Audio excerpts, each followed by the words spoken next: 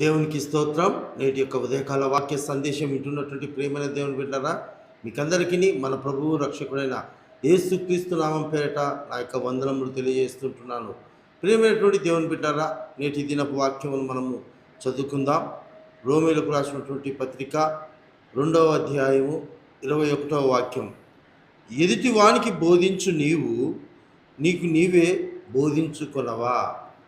ప్రియమైనటువంటి దేవుని బిడ్డలారా, నేటి దినాల్లో ఈ యొక్క ప్రపంచ లోకంలో మనం చూసినట్లయితే బోధించే వాళ్ళు, ఉపదేశించే వాళ్ళు, సలహాలు ఇచ్చేవాళ్ళు మనము అధికంగా చూస్తుంటామండి. ప్రతి ఒక్క విషయానికి వాళ్ళు చెప్పేటువంటి ఆ యొక్క ఉపదేశాలు, బోధనలు మనము గమనించినట్లయితే మనకెంతో ఆశ్చర్యాన్ని కలిగించే రీతిలో ఉంటాయండి. యొక్క దేవుని సేవ చేసేటువంటి సేవకులైతేనేమి, బోధకులైతేనేమి, వారు దేవుని యందు ఎలా భయభక్తులు కలిగి ఉండాలనో, ఎలా నమ్మకమైన జీవితం కలిగి ఉండాలనో, ఎన్నో బైబిల్ చదువులోనేటువంటి యొక్క విషయాలను ఎలా నడుచుకోవాలనో, ఎలా మాట్లాడాలనో అనే ఉద్దేశాలన్నిటిని కూడా ఎంతో ఎంతో నైపుణ్యం చేత, ఎంత వాక్చాతుర్యం చేత బోధిస్తూ ఉంటారు. అయితే మనము యొక్క గమనించినట్లయితే, వారి జీవితాల్లో చూసినట్లయితే వారు బోధిస్తారు, కానీ వారి జీవితంలో ఆ బోధన అనుకరించడంలో ఉండదండి.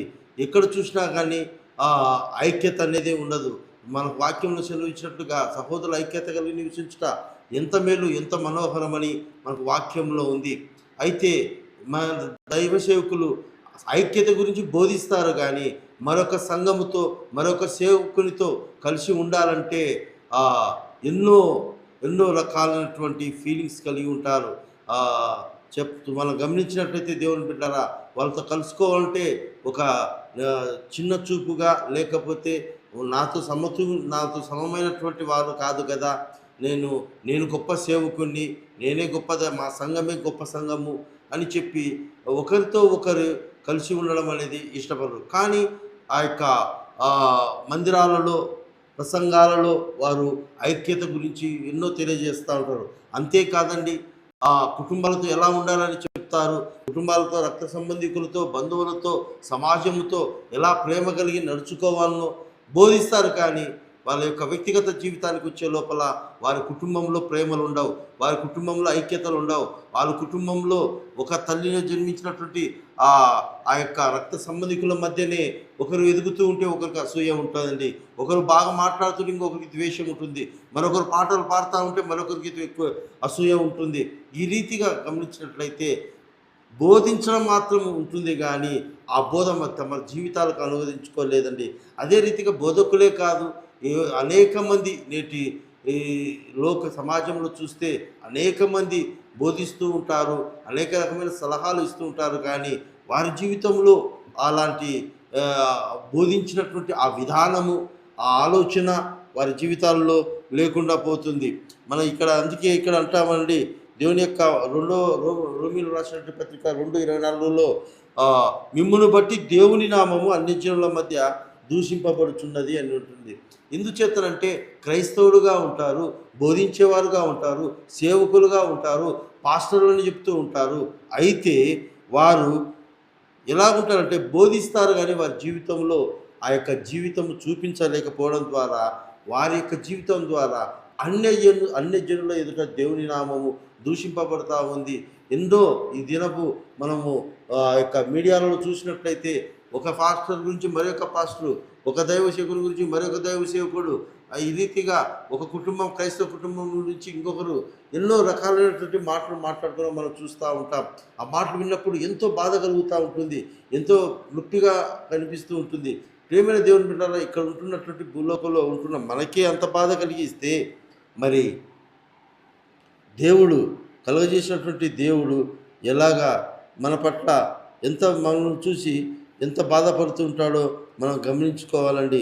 అందువల్లే ప్రియమైన దేవుని బిడ్డారా, ఇక్కడ గమనించినట్లయితే వేషధారుల వల్లే ఉండవద్దని ప్రభు సెలవిస్తూ ఉంటున్నాడు. ఈ ఉదయకాల సమయంలో ఈ మాటలు వింటున్నటువంటి దేవుని బిడ్డ, మన ప్రవర్తన మారాలి, మన ఆలోచన విధానాన్ని మారాలి, మన హృదయం మారాలి, మన మనసు మార్చుకోవాలండి.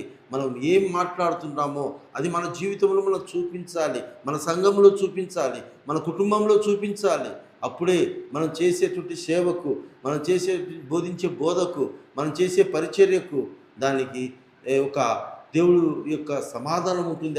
అక్కడ సమాధానం నిలిచి ఉంటుంది. లేకపోతే ఆనాడు ఆ యొక్క యూదులే కాదండి, ఈ యొక్క సందర్భాలను గమనించినట్లయితే అపోస్తలుడైన పౌలు యూదులతో మాట్లాడుతున్నట్టుగా ఈరోజు మనతో దేవుడు మాట్లాడుతుంటున్నాడు. మనము బోధించే వారముగా, ఉపదేశించే వారముగా, ఆలోచన చెప్పేవారంగా కాదండి, మనం కూడా ఆ ప్రేమ కలిగి ఉండాలి, ఆ సహవాసం కలిగి ఉండాలి, ఆ ఐక్యత కలిగి ఉండాలి, ఆ తగ్గింపు గుణం ఉండాలి.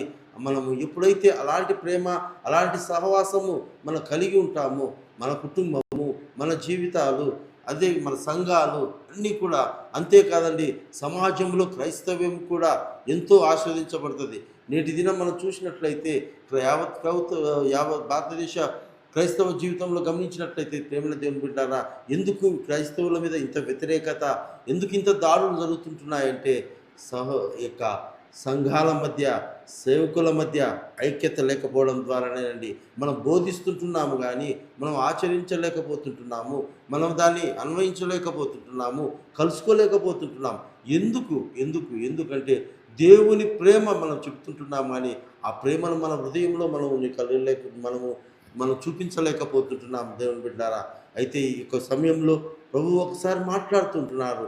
మనం బోధించే వారమే కాక, మనం ఉపదేశించే వారమే కాక, మనం ఆలోచన చెప్పేవారమే కాకుండా అవన్నీ కూడా మన క్రియారూపంలో, మన జీవితంలో మనం ఇతరులకు చూపించి మనము ఒక సాక్షికరమైనటువంటి జీవితము, ఒక రుజువు కలిగినటువంటి, ఒక నిజమైనటువంటి సేవకులుగా, క్రైస్తవులుగా ఈ లోకానికి కనపరుచుకుందాం, చాటి చెబుదాం. దేవుని ప్రేమలో మనం అందరం కలిసి జీవిద్దాం. అట్టి కృప దేవుడు మనకందరికీ దయచేయునుగాక.